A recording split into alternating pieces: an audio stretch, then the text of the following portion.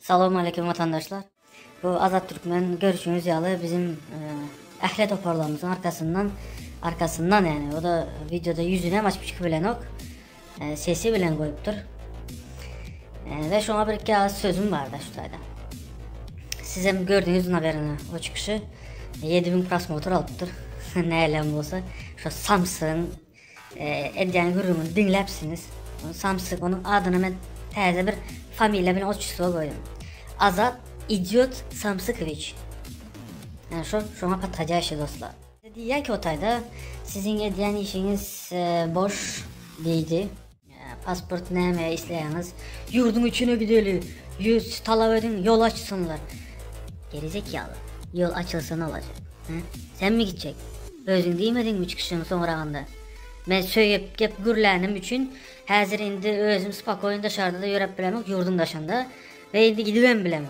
Demedin mi? Asyol. Özün ağzından geleni gürleyen bir kanun hareket ediyor ve ondan sonra halk hem şu bir kanun harekete mi çağıracak öyle? He? Samsung. Naverine seni biri sponsor etmedi ya. Biri seni gaz mı veriyor? Kapilkan boş olan için gaz verseler senin şu gaza alıp gidiyorsun da böyle şu bizim köyüne maske işlerimizi al da düşünüyorsun. Sen git özlüğün kimsenin problede duran liderin varsa şu liderin açsana. Gelsin bana özüme liçni yazsın da. Şu sen liderciğimi bilen görüleşecek. Sen o probleden birisi var. Sen özünde kelle yok. Sen öz kellemine hiç kaçanam gürlep bile var. Seni hükman birisi prolet ediyor. Uzun gepin kısası dostum. Ben sana dostum diyecek, потому что sana bratom diyecek ya, потому что недостойно o gep edem недостойно. Bilen. Недостойно. Потому что sen adamları manipülasyon çok böyle.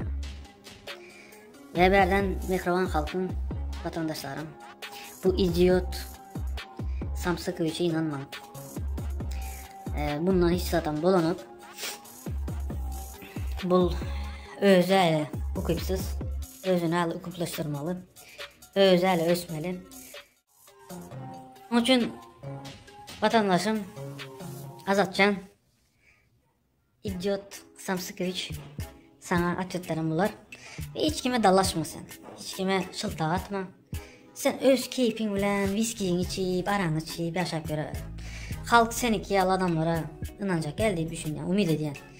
İnanayan toparınan var olsa bir küçücük bir toparcığın var da özün yalı. Olaram gün gelse normaline umlu adamların yanına geçer. Adammış senden asıl top yok. Sen hareket eden adamın önüne bevet durup önüne çöp atacak böyle atıp dursun. Faydasız. Onun için sana dostum sen özün bir psikolojik bir kurstan geç. Sen özüne bir psikolog gerek. Sen özün bir okuyuplanmalı bir arada bir kitap oku. Viskinin yerine kitap oku. Düşünün. Şeylere dostum. Sana verecek maslahatım bu. Ve senin o liderciğine de bağır olsa da şu liderin. Bilen bağırdır senin üstünde biri olmasa sen üstünde biri olmasa sen özün hareket edip bilen o. Sen tutamırsın boş bir adam. Onun için idiot Samsıkoviç ben sana yaparım bunlar. Özünce gözü söyledim vatandaşlarım ve bunun yağlı adamlara unut vermeyin. Boş diyen adam özü boş. Ciao.